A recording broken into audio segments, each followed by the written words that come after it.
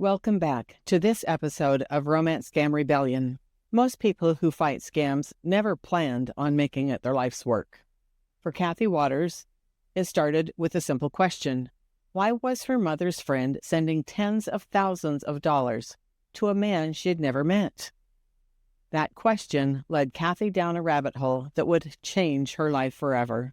She uncovered stolen identities, fake military profiles, and an international network of romance scammers exploiting some of society's most vulnerable people. But unlike most of us, Kathy wouldn't stop there. She tracked down the real man whose photos were being stolen. She co-founded Advocating Against Romance Scammers, known as AARS. She has met with lawmakers in Washington, spoken before the United Nations, helped launch World Romance Scam Prevention Day, and continues to advocate for stronger protections for victims all around the world, all while still working a full-time job. What struck me most during our conversation wasn't just Kathy's knowledge, it was her compassion. Every day she hears from victims whose lives have been shattered, and she refuses to let them face it alone.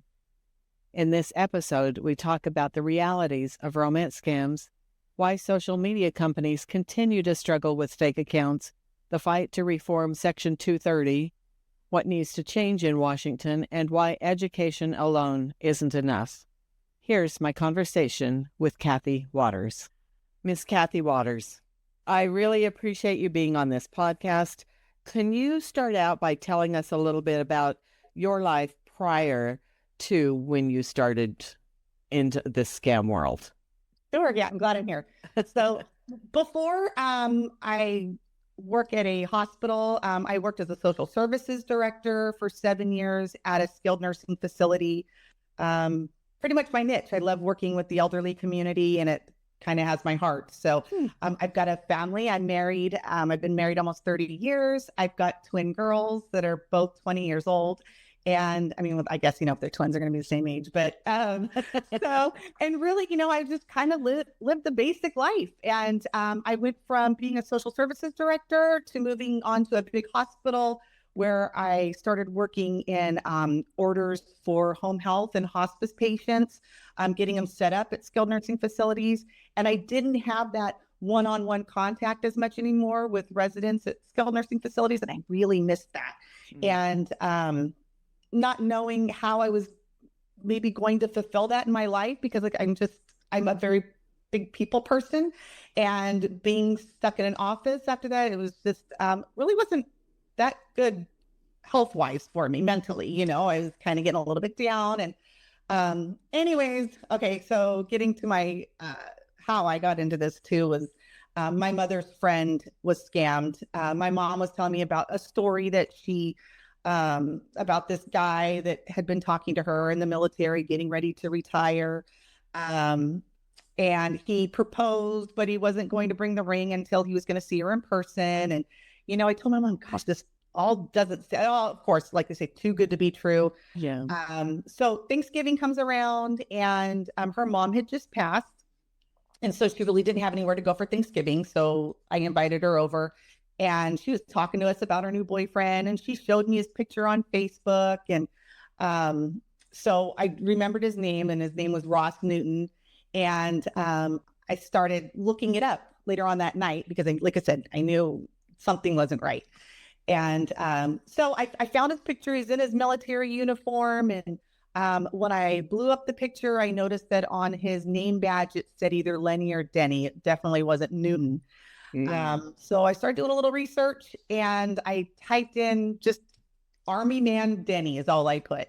And I ended up finding Brian Denny's LinkedIn page, the actual person who was in that picture. So the more I started to research and get involved, and I know I'm getting ahead of myself here, but I just wanted to say that how it all kind of connected is how much I love doing this, because I love helping people.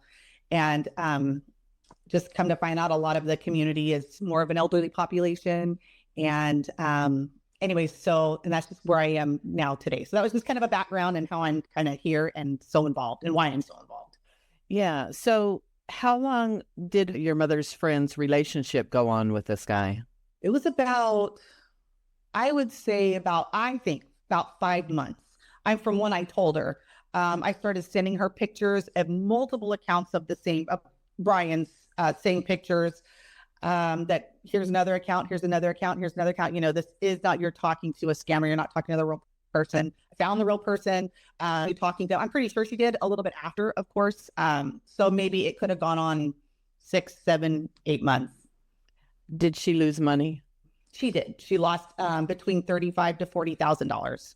And was there an age appropriateness in this relationship?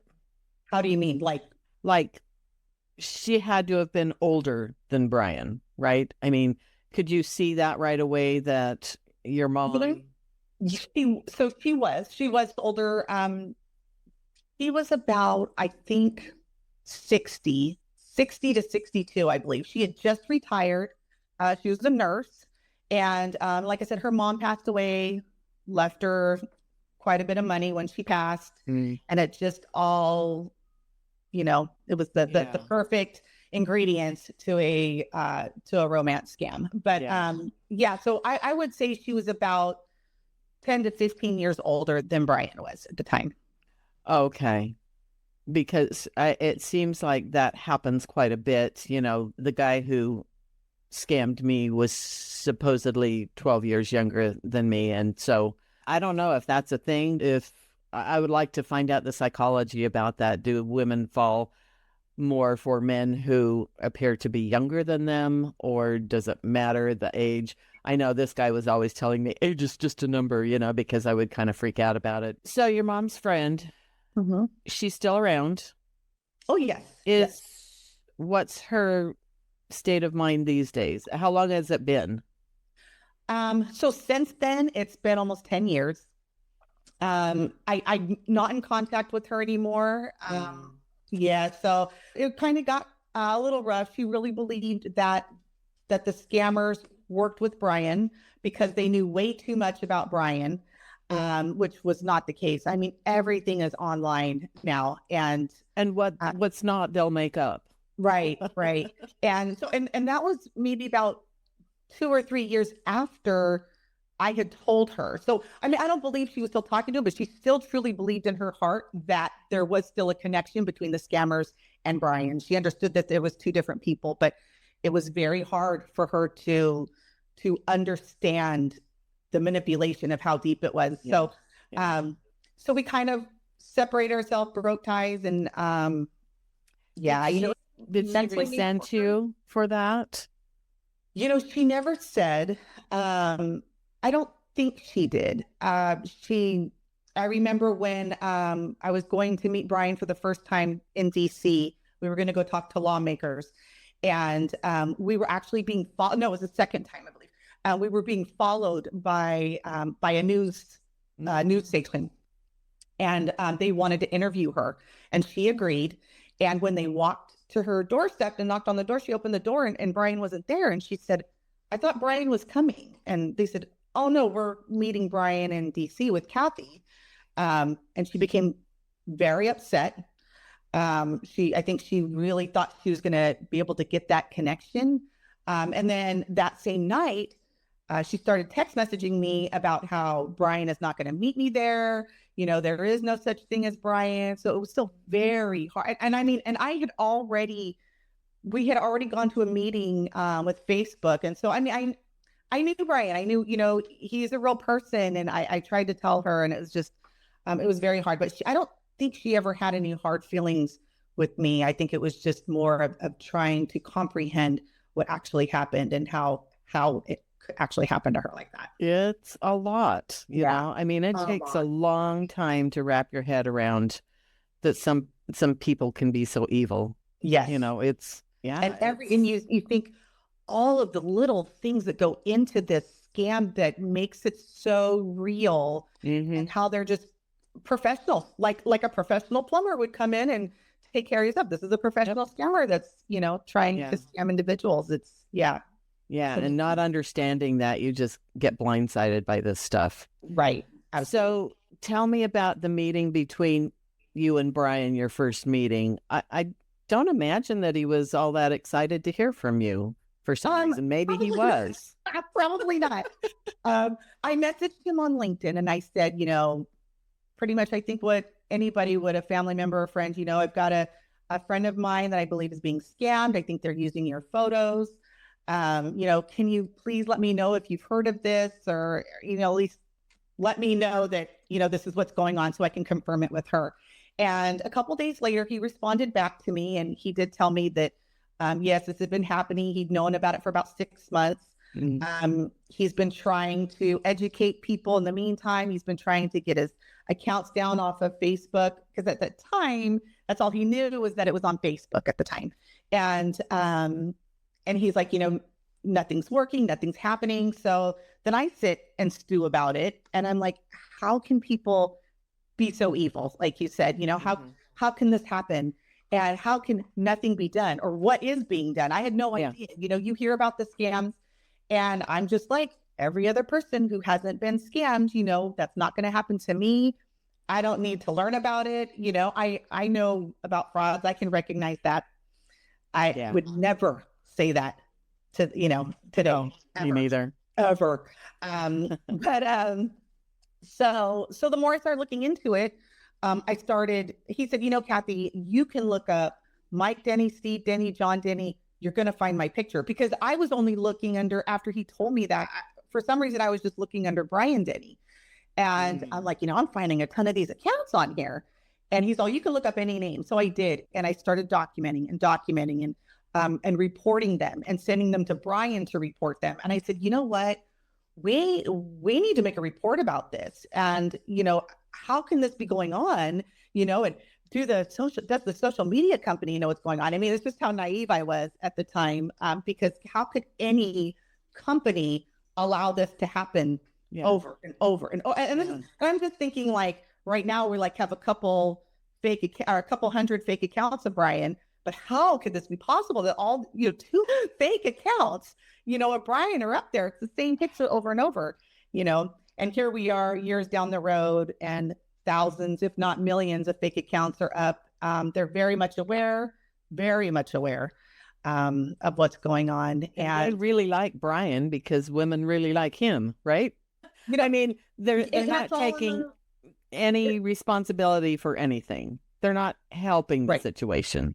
Social media, you mean? Yeah. Right. Oh, yeah. No, we, they asked us after our first meeting, send us all of the pictures that you know of that are being used online and in the scams. So we did. That night, we went back, we sat and went through all of the photos of his, and he went through them, I went through them, like of what I had seen as in reporting. And they were supposed to take those photos, red flag them, so they would never come back up active again online. And so, after months of noticing the same pictures are still coming up after we sent them to Facebook, it was time for another report and then, research and just how much they aren't doing. Anyways, and we always bash Facebook, and that's just because honestly, they're the ones that chose to work with us. Yep. And we really had hope. We really went in there hoping that they were going to listen to us and want to work with us, and how can we help them? And then later on, I think we just realized that they were just there to pacify us and, hopefully put in a good word, like they're doing good, just like they're doing now with the FBI and the special scam. I can't remember the name of it. Strike. I don't know if it's Scam Strike Force or something like that, but like they're working with them. And all I keep thinking is they're just trying to appease them. They're just trying to appease the public, but Facebook cares. They're really doing something. And it's, Facebook. So it's just corporate speak, just to calm everybody down. From my own personal experience and Brian's personal experience, absolutely. Yeah. Yeah. Yeah. And they make money off of that. So where's their incentive? Exactly. Their incentive ought to be our government. But we'll get to that. Yeah. Tell us first about AARS. So if I were to go to Advocating Against Romance Scammers webpage, why would I go there and what would I find? So you're going to find a little bit of everything. You're going to find education to prevent it. You're going to find information post-scam. We have a lot of different forms that we've created to help. And I mean, for all different ones about the romance scam, for loved ones, of what to do, how, what the right things to say. We've got them on pig butchering, the other type of romance investment scam. We've got celebrity romance, all different kinds that you think maybe your loved one is going through. You can download them for free, pull them. We also have a photo library of several photos that are used in romance scams. And I'm telling you, it's probably not even a 16th of the photos that are on there that, I definitely don't have the bandwidth for that. Yeah. So, yeah. You're probably just scratching the surface. Oh, yeah, definitely. Yeah. But a lot of the most prominent faces that you see on there, and I've had so many victims reach out to me, or families that have reached out to me saying, I saw this picture. This is who my mom or my dad is talking to. And so, I mean, it can help. It can definitely be beneficial. We've got our projects up of what we're doing. I mean, we have a little bit of everything. I think the one thing that we lack is we do not have a support group. And that's something that I've always wanted. I've always wanted to have. And I mean, we do have, we have our Facebook page, of all things, right? Facebook, our Instagram. We have a TikTok, where victims can reach out. Unfortunately, scammers can go on there too. I know April from Scammer Stories, she had just posted about that, how scammers are all over, trying to reach out to victims. But you do your damnedest to try and keep everything safe. They're always one step ahead of you. So yeah, but yeah, so we have a little bit of everything on there. Like I said, I just wish that we had a support group that people can click and just enter in and be able to have that. But at this time we don't. Maybe hopefully we can get funding one day to do that, because I would like to have one. I would like to have a support group monitored by a licensed therapist. I think that's incredibly important. Mm-hmm. So anyways, we'll see. Yeah. Yeah. So do you have to monitor this every day? What does your day-to-day look like as far as the web page goes? Yeah. So, well, everything will come. If somebody messages, I will get a message through my phone.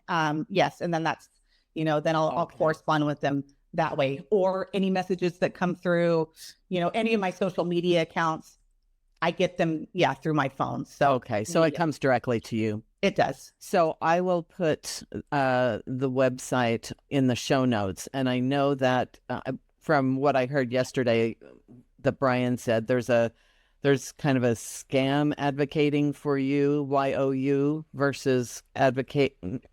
Is it advocating for you? Oh, it's the letter U. Yeah. Advocating you with the letter U.com. So I'll make sure to put that on the show notes as well. Great. So people can reach out. Okay. Yes, absolutely. So coming up in October this year, you've got something called World Prevention Scam Day. Can you tell us what's going on there? Yeah, World Romance Scam Prevention Day. And it's actually going to be our 4th year of doing it. Oh, wow. And each year we've been sponsored by Match Group. We've been supported by several different organizations, and it's not just in the United States, it's all around the world. So it's exciting. People do different things. I think it was last year, a support group started, and I believe that was in the Netherlands. And they were starting it because of the day and on that day, which I thought was pretty incredible. But all different things people have done. They've done podcasts, they've done webinars. We did a webinar the first year. The second year, we did the My Voice campaign. And the My Voice campaign was where victims signed on a card how they were victimized. There's different, all the different financial, emotional, sexual, psychological abuse. They just marked that. Mm-hmm. And what site that they were on, where they were approached. You did not have to put your name. And we did ask that they put their zip code, only because we sent those cards to their lawmakers.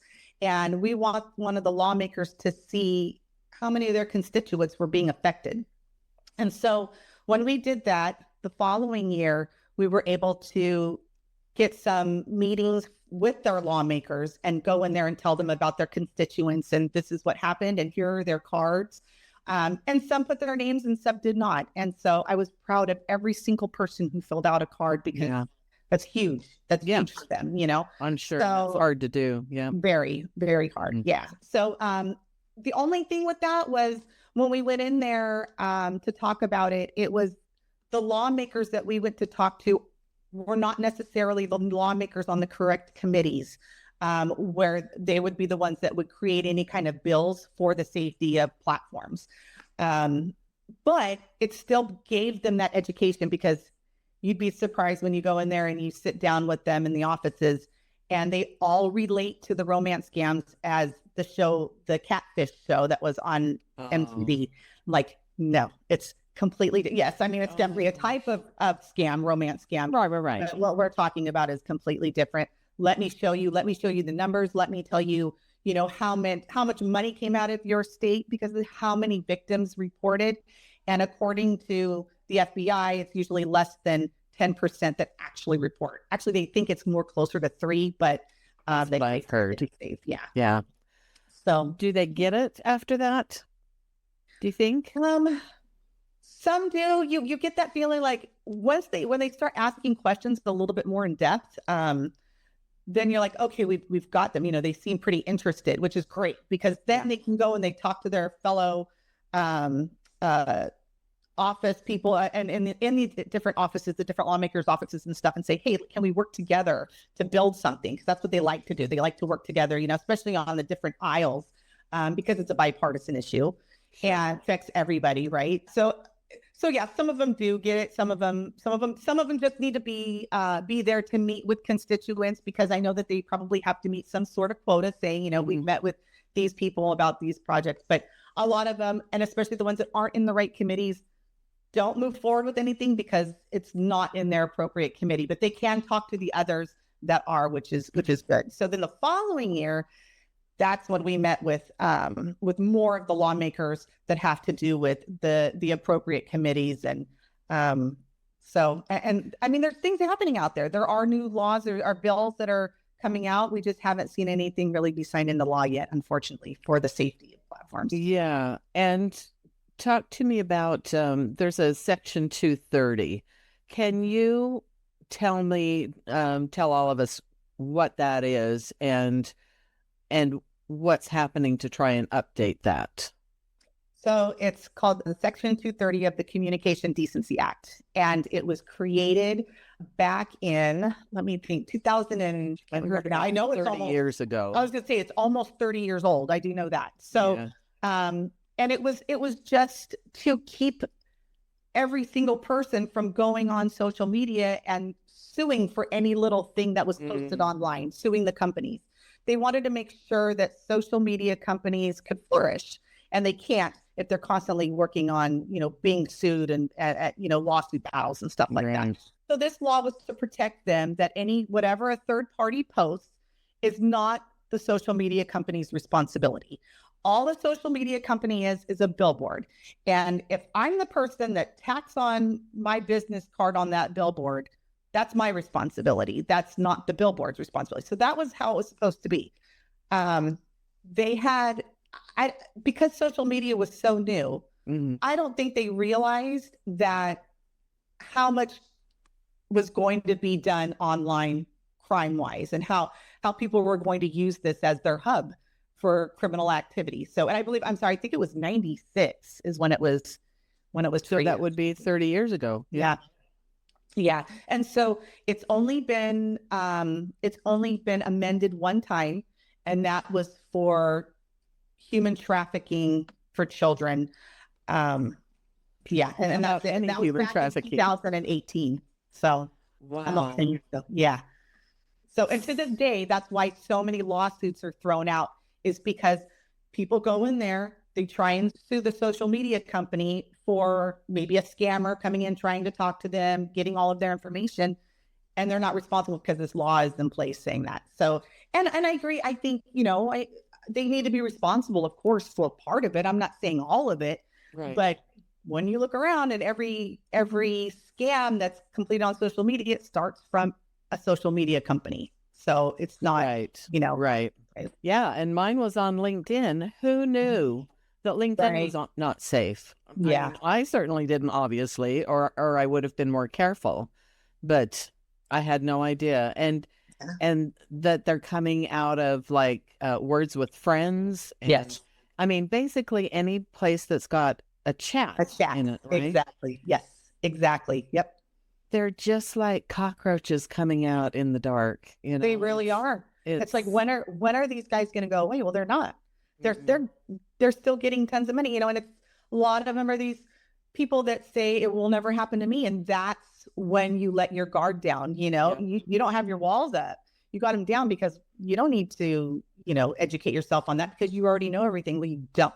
And they, like I said, they are one step ahead of all of us. So I hate to say that don't trust anybody or anything. I hate that we're to that point, but you really do. And there's no harm in asking 5 million questions to make sure that, something is proven, and whatever you need to do, it's unfortunate, but I think rather than trust and verify, it's be skeptical and verify, and give trust when it's earned. Right. We can no longer just automatically give trust. Exactly right. Yes. And so if somebody's reaching out to you that you have no association with beforehand, they're either a scammer or they're somebody who's desperate.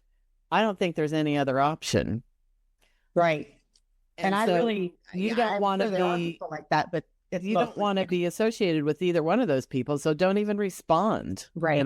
Not worth your time. No, absolutely not. Yeah. But yeah, I mean, I had no idea. And I think the LinkedIn thing is so insidious, and it still makes me angry that they allow that. I have been hit, as I look back, and before I knew what these scams were, I've been hit like 5 times with scammers that I didn't understand were scammers, but they never got off the ground for one reason or another, Yeah. I get a lot of investment. Do you? On there? Yes, I do.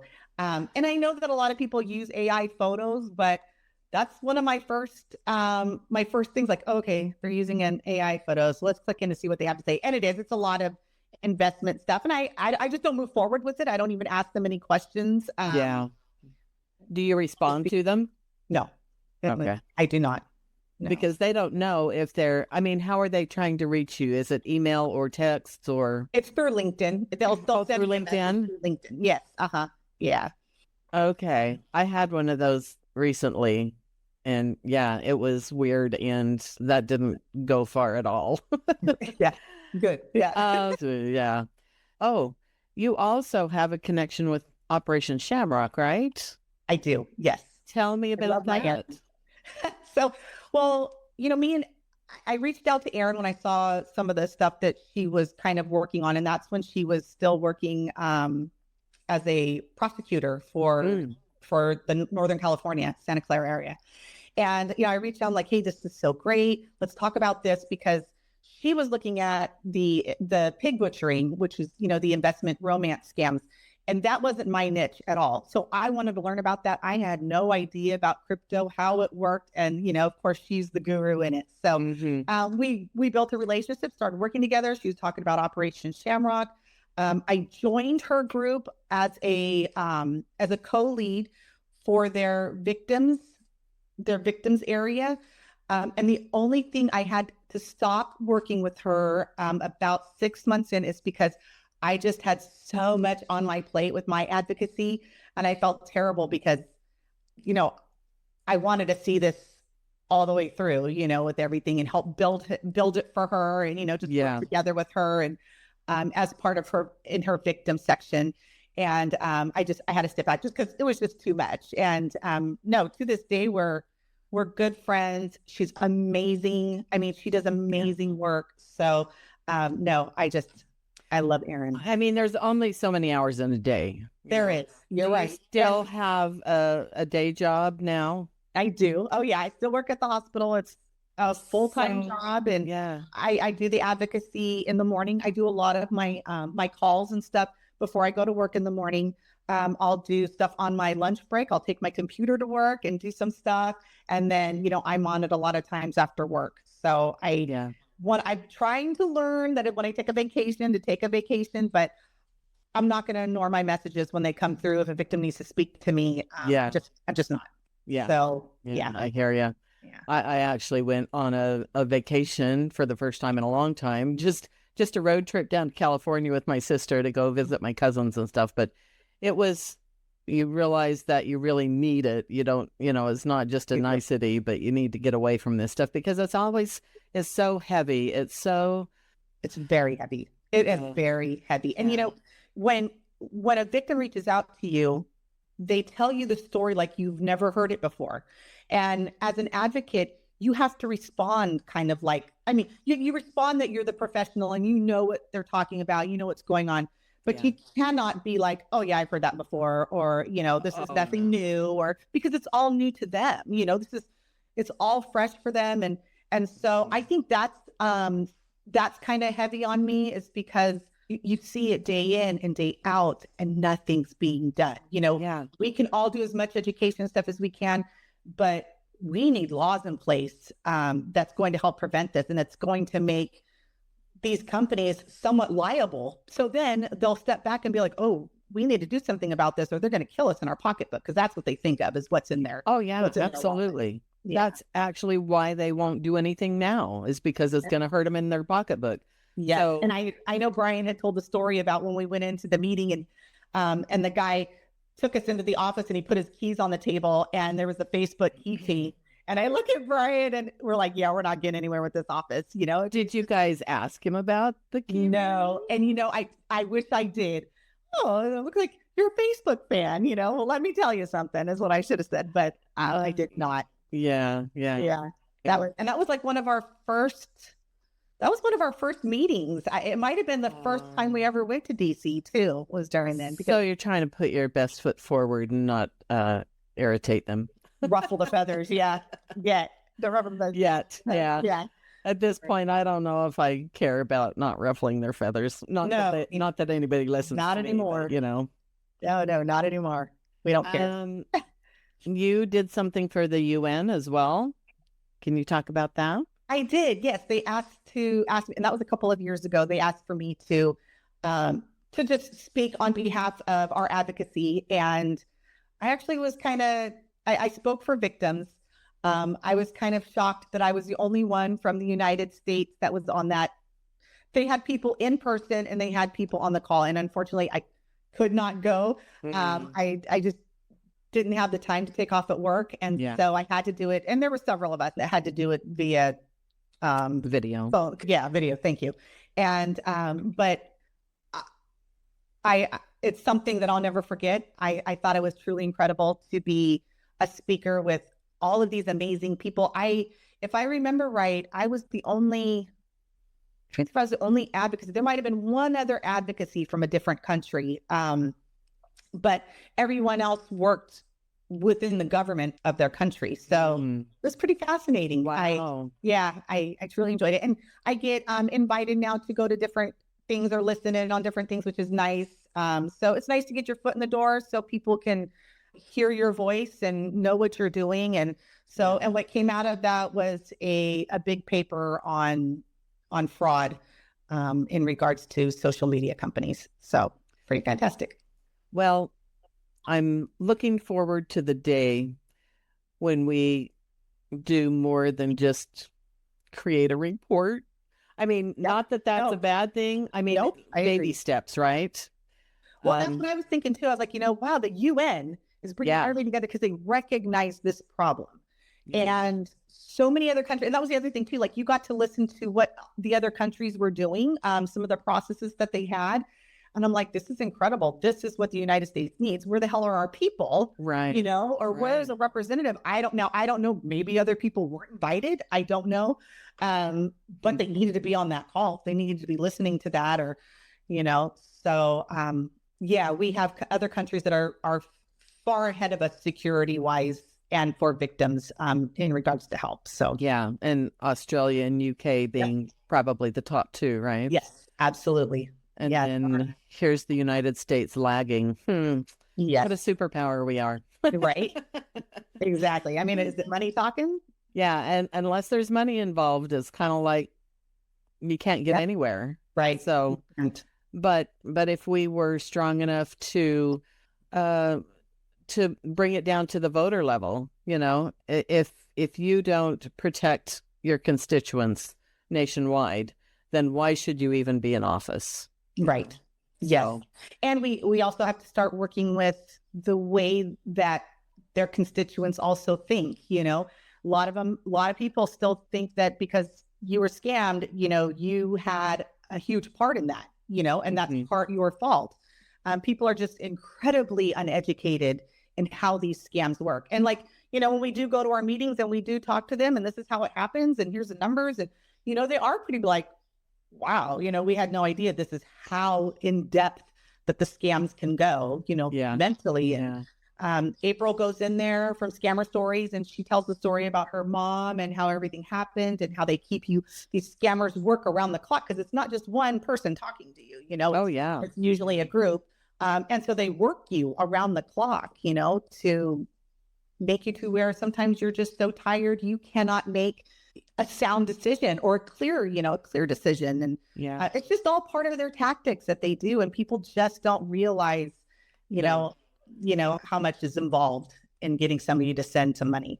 Even on LinkedIn today, there was somebody that I replied to that was saying, well, the victims they're all about someone to blame, except they're not accepting blame themselves. And I'm just kind of going, you like to fight fraud? Really? Because I said that's all the victims do is blame themselves for a long time.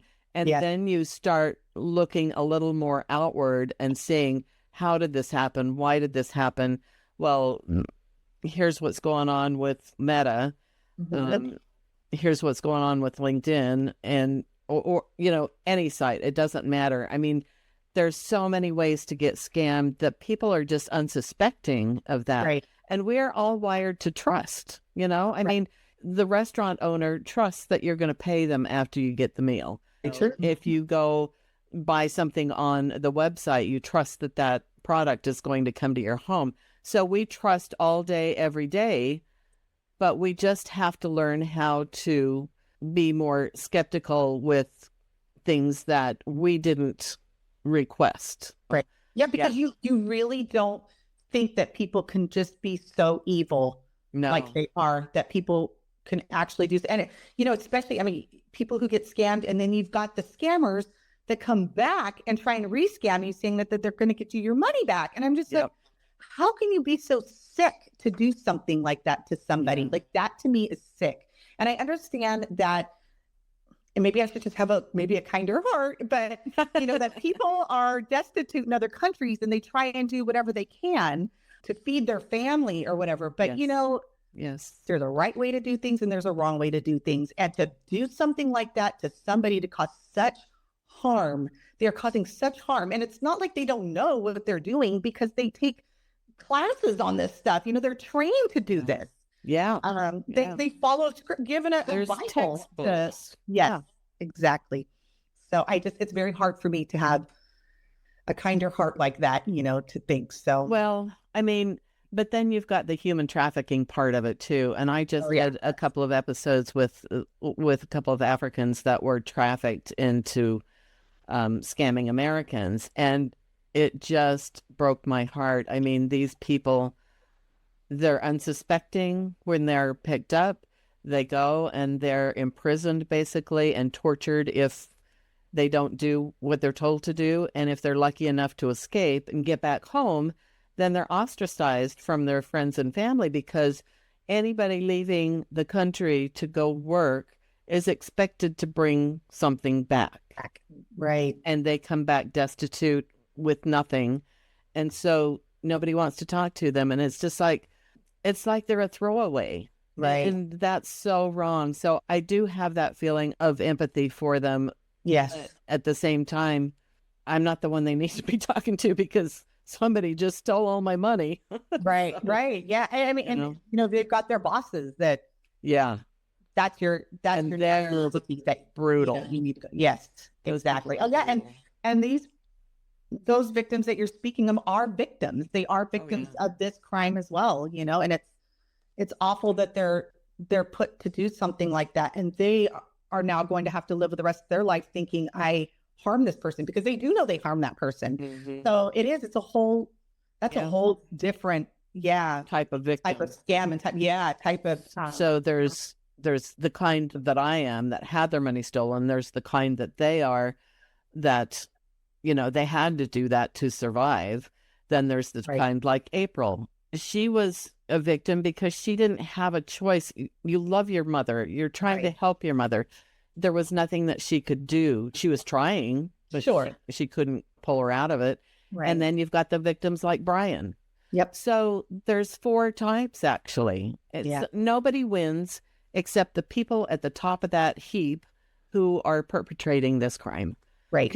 And that's the people we need to find. Absolutely. We need to find them, and we need to disrupt where they're holding their business, right? Like, it's just, I know we need to go in and Cambodia and level those buildings. No, we don't even have to do that. All we have to do is pull the plug on their internet. Right. Right. And who's willing to do that? Well, nobody so far. Right. All our big companies are here in the United States, and they're bringing in a ton of money for our country. But eventually it's going to get to the point, isn't it, where the regular people don't have any money. If we don't have any money to put towards their bank account, then they're going to implode as well. I mean, we're all going downhill. It's just how fast. You're very right. Yeah. Yeah. And the scams that I'm used to dealing with that happen or have started more on in West Africa, those, millions and millions went out every year towards those. But the scammers through the Southeast Asia scams with the pig butchering scams, that number is astronomical compared to the other scams that you see from the West Africa, and which has opened a lot of eyes. And I can just, like when we were talking about Erin, she's able to get out there and she's able to go talk to those lawmakers too. And, that's just one of the things that I hope for, is that they've been listening to her, which is fantastic. And I know that it's the numbers, unfortunately, that they're listening to. It's not the victim stories. They'll listen to the victim stories, but it's those numbers that they need to see. And that's how much money is leaving the U.S. economy every year. Right. And I hear it could be in the trillions at this point. Oh, it wouldn't surprise me. Yeah. Yeah. Yeah. Because just what we're seeing through IC3 is billions, and how, and they're saying less than 10% are actually reported. Right. So and where is that money going? And they're probably richer than Musk now, It's possible. It's very possible. Sure. Yep. Well, Kathy, I know that you've probably got other things to do today than to talk to me, although I could talk to you all day. I love talking to you. So I will let you go, but I really appreciate you being on this podcast. Tell Brian and April I said hey, and you guys take care, and hopefully we can, meet up one of these days. Yes, let me throw out there too that in October, to celebrate this year, because I know we were talking about it, for October 3rd. I'm joining with a few other people. We've got April DeValcaneri and Kathy Wilson, and we're getting together and we're doing this conference. It's called the United Against Deception Conference, and we're bringing together all entities from advocates to law enforcement, mental health, banks, all together in the name of victims, so we can all work under one umbrella, hopefully, and get all of the correct information to victims, and so they're not led down some of the wrong paths that some have been led down, and that we can have the same wording and be compassionate, and especially with our law enforcement to our victims. And so we're hoping that some big things are going to come out of this symposium. And where's that going to be held at? That's going to be in Kansas City, Missouri. And that's October 1st and 2nd. And it's held at their police academy there. So that's great. It's going to be fantastic. Yeah. Yeah. I'll be sure and watch for that. That sounds interesting. Absolutely. So thank you so much, my friend, for inviting me on here. And it's been a pleasure. Thanks, Kathy. Okay. Bye-bye. Bye.